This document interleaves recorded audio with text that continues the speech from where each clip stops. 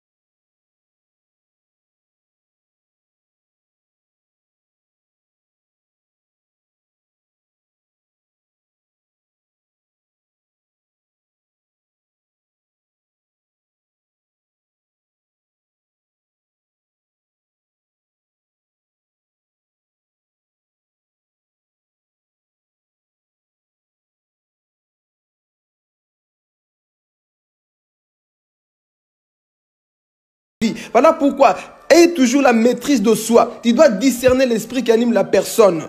Lorsque Satan avait parlé au travers de Pierre, Jésus avait compris que c'était pas Pierre qui parlait, mais c'était Satan qui était derrière. Jésus n'a pas dit « arrière de moi Pierre », il a dit « arrière de moi Satan ». Pourquoi? Parce qu'il avait compris que le comportement que Pierre manifestait, le langage que Pierre manifestait, c'était pas le langage d'un enfant de Dieu, c'était Satan qui était derrière. Satan est celui qui nous pousse à agir mal. Et il faut avoir le discernement pour comprendre, pour voir qui se cache derrière la persécution, qui se cache derrière ce problème. Lorsque les gens te persécutent, lorsque tu vois la méchanceté en face de toi, discerne toujours l'esprit qui anime cette personne. Il faut le comprendre. Des fois c'est ton homme, des fois c'est ta femme, c'est tes enfants. Ils vont t'énerver, ils vont te pousser à bout. Mais discerne toujours le pourquoi cette persécution, pourquoi cette méchanceté. Quelles que soient les attaques que tu reçois, ne réponds jamais en mal. Même si la personne qui est en face de toi te pousse à te mettre en colère, garde toujours ton calme et ne réponds jamais par la chair. Ne réponds jamais avec la haine. Sois toujours amour et ne laisse pas la colère t'envahir. Parce qu'il est dit, si vous vous mettez en colère, ne péchez point, que le soleil ne se couche pas sur votre colère et ne donnez pas accès au diable. Car lorsque tu acceptes de dormir dans la colère, tu as donné la victoire à Satan et il pourra t'attaquer.